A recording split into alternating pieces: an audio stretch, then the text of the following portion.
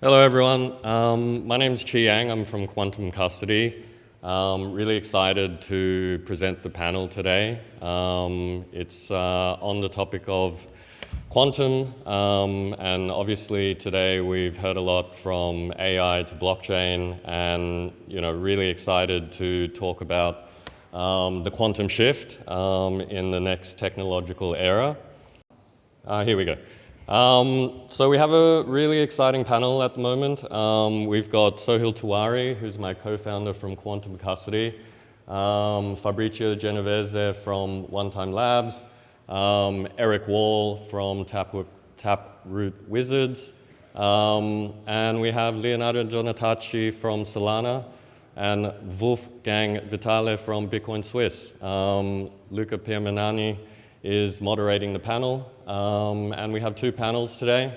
One is on the road to quantum readiness, and the second panel is on beyond custody in terms of the evolution of digital assets in the post-quantum era.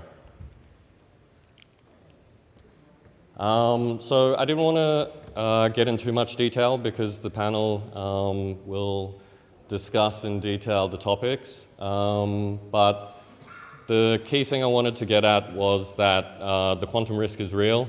The time is now to take action, and essentially as we move forward, what we'll see is that this is a new shift. AI has been in the spotlight for the last year. And digital assets has always been here, and now it's time for quantum.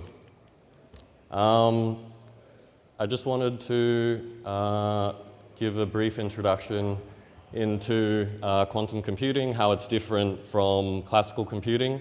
Classical computing works on bits, zeros and ones. Quantum works on qubits.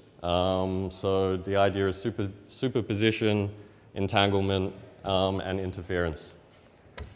The interesting thing with AI is that it gave us a little warning, and we've seen how that's evolved right in front of our eyes, in the sense that it came overnight, it's moved to board agendas, and it's become a geopolitical priority.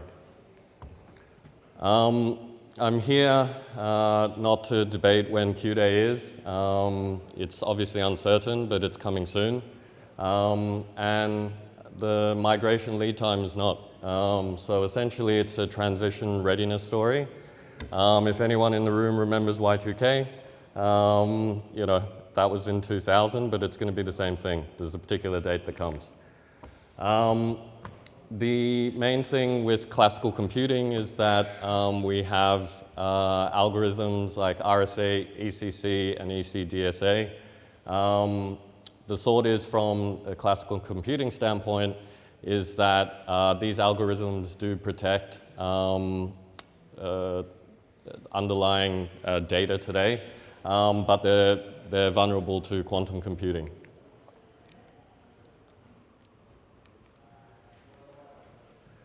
Just a few industry signals. Obviously, Ethereum has their roadmap to be full post-quantum by 2029. Google has set a similar deadline of 2029 as well for migrating to post-quantum cryptography. And Coinbase established their Quantum Advisory Council. So the new post-quantum cryptography standards are here. Essentially, NIST in the United States has published 3 post-quantum cryptographic standards.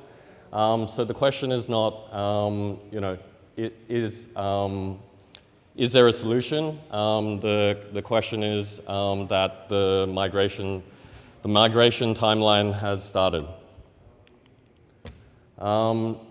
Just quickly on regulation and policy, essentially, regulation isn't mandatory at the moment, but I just wanted to highlight that there are roadmaps in place spanning from 2026, 2030, et cetera, and it's global. So in the EU, we have NIS2 and DORA, and across the world they're following the same suit.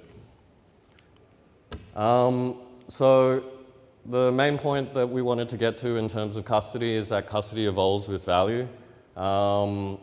Historically, we had paper value which needed vaults, and as we progressed, we needed intermediaries, and today we need control. So that's it.